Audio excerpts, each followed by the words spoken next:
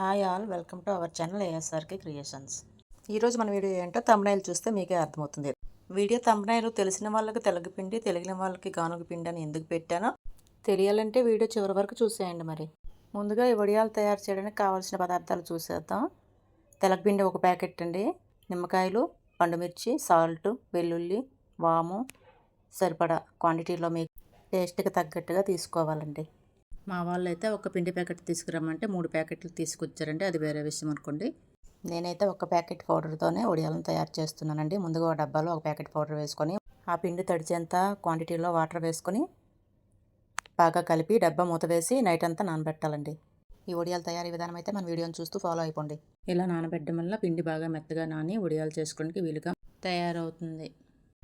మరుసటి రోజు ఉదయాన్నే డబ్బా మూతను తీసి తెలగపిండి అంతా ఒకసారి కలుపుకొని మనం ముందుగా చెప్పుకునే ఇంగ్రీడియంట్స్ అన్నీ ఒక మిక్సీ జార్లో వేసుకొని కాస్త బెరకుగా మిక్సీ పట్టి ఆల్రెడీ ఓవర్ నైట్ బాగా నాని ఉన్న ఆ తెలగపిండి మిశ్రమంలో ఈ మిక్సీ పట్టిన మిశ్రమాన్ని కూడా వేసి బాగా ఒకసారి కలపాలండి. చివరిగా నిమ్మరసాన్ని కూడా యాడ్ చేయాలండి. స్పైసీ కోసం పండుమిర్చి అనే కాదండి, ఎండుమిర్చి, పచ్చిమిర్చి ఏమైనా వేయొచ్చండి. ఒకసారి ఈ పిండిని టేస్ట్ చేసి సాల్ట్, కారం సరిపోకపోయినా మధ్యలో యాడ్ చేసుకోవచ్చు. ఇలా నిమ్మకాయ పులుపు యాడ్ చేయడం వలన ఈ పుల్లని టేస్ట్ వలన వడియాలు ఇంకా చాలా టేస్టీగా ఉంటాయండి.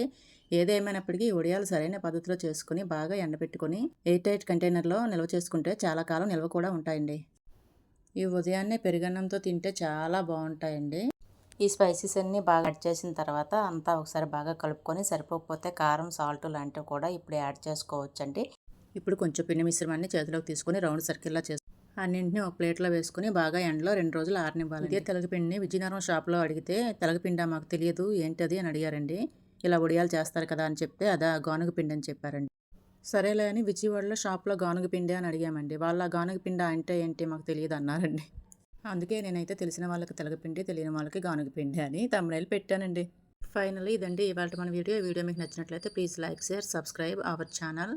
అలాగే మీ ఊర్లో ఈ వడియాలని ఏమని పిలుస్తారో కామెంట్ చేయండి. Thank you for watching. Thank you for all.